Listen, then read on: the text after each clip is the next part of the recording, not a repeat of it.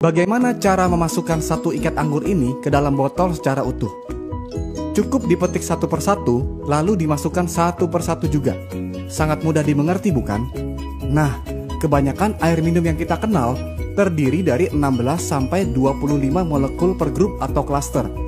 Padahal, sel tubuh memiliki aquaporin sebagai gerbang keluar masuk air yang berukuran 4 sampai 6 molekul. Apakah grup molekul yang besar tersebut bisa masuk?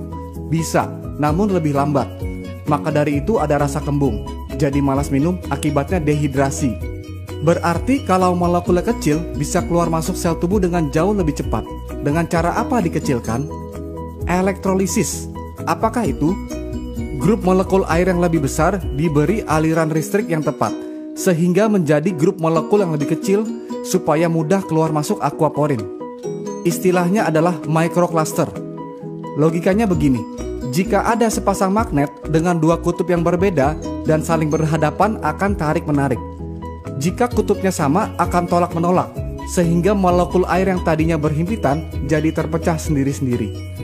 Belum lagi, di inti sel terdapat ion positif yang membuat molekul air yang berion negatif ini tertarik masuk ke dalamnya dan meninggalkan ion negatif di membran atau dinding sel, sehingga sel tubuh pun menjadi tidak lengket. Mengapa air ini penting sekali?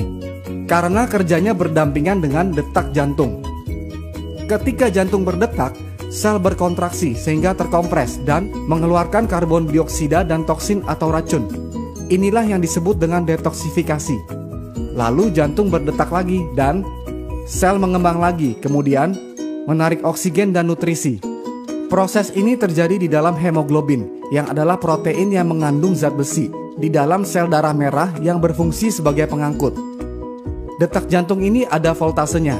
Manusia sehat dan normal berada di voltase 120 mV. Karena semakin tua dan pengaruh oksidasi, voltasenya akan turun bertahap ke 100 mV, lalu ke 80 mV.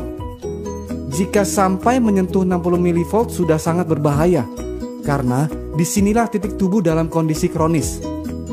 Karena oksidasi itu adalah proses penuaan atau karat yang secara langsung mempengaruhi zat besi dalam hemoglobin. Akibat oksidasi adalah tubuh menjadi asam, lalu muncul berbagai penyakit kronis seperti kanker, diabetes, inflamasi, dan sebagainya. Berarti air yang baik sangat dibutuhkan oleh tubuh. Sumber air yang dikenal berkhasiat terbentuk akibat tersambar petir dan pergesekan dengan batu-batuan di alam. Tetapi mata air seperti ini sangat terbatas jumlahnya. Yang Enegic lakukan adalah membersihkan air keran terlebih dahulu dengan filternya, lalu menangkap fenomena sambaran petir tersebut dengan disetrum melalui 7 plat titanium berlapis platinum yang bisa mengeluarkan air minum berkhasiat tinggi yang disebut dengan air kanggeng pH 8,5, lalu pH 9 yang lebih kecil molekulnya, lalu pH 9,5 yang lebih kecil lagi molekulnya untuk transportasi yang lebih baik. Jika ukuran kemampuan elektrolisis adalah kombinasi antara power, amperage, dan surface area, maka ini adalah faktor kunci dalam memilih sebuah mesin. PEU adalah Potential Electrolysis Unit. SD501 memiliki 230 watt, 2,5 ampere, dan 466 square inch, sama dengan 267.950 PEU. Sebagian besar mesin kompetitor hanya memiliki 110 watt, setengah ampere, dan 117 square inch, sama dengan 6.435 PEU. Berarti kemampuan mesin kompetitor hanya 2,4% saja dari SD501. Dan harga mesin kompetitor pun bukan tergolong murah. Malahan mahal sekali, dengan kemampuan yang mendekati saja pun tidak. Hanya harganya saja yang mendekati. Belum lagi harus betul-betul teliti apakah power supply-nya transformer atau switch mode.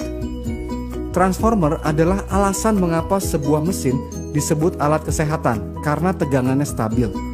Sedangkan switch mode tegangannya naik turun alias tidak stabil.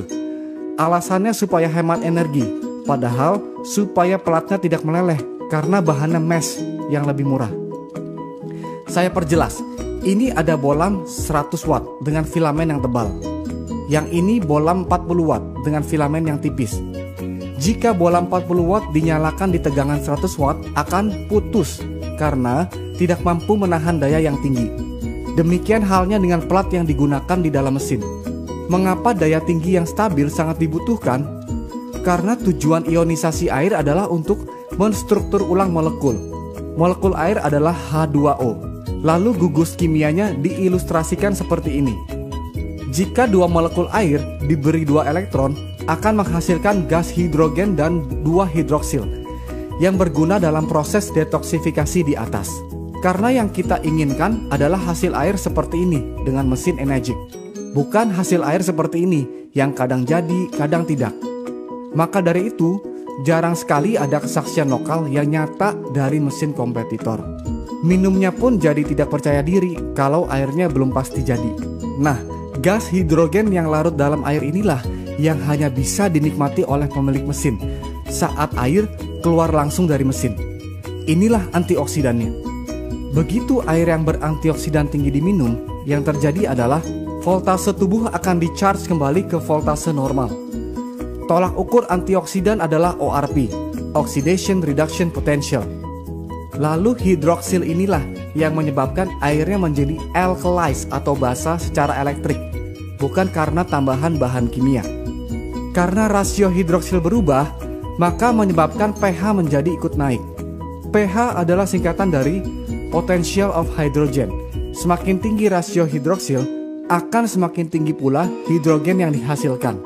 Akibatnya adalah jika asam menjadi basa, maka sel kanker dan penyakit akan mati dengan sendirinya, karena bukan lingkungannya untuk berkembang biak. Berapa lama waktu yang dibutuhkan untuk membersihkan seluruh tubuh?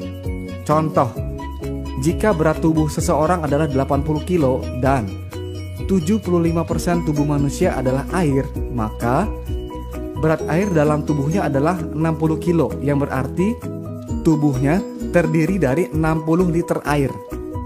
Jika minum 4 liter per hari, maka perlu 15 hari atau sekitar 2 minggu untuk bersih-bersih. Jika minum 2 liter per hari, maka perlu 30 hari atau 1 bulan untuk bersih-bersih. Lalu, apakah air ini segala-galanya? Tidak. Masih perlu pola makan, istirahat, olahraga, dan kontrol emosi yang baik. Tetapi jangan lupa, air adalah unsur yang paling banyak di badan, 75%. Jadi cara pertama untuk sehat adalah bereskan dulu yang paling banyak di badan. Maka dari itu, change your water, change your life.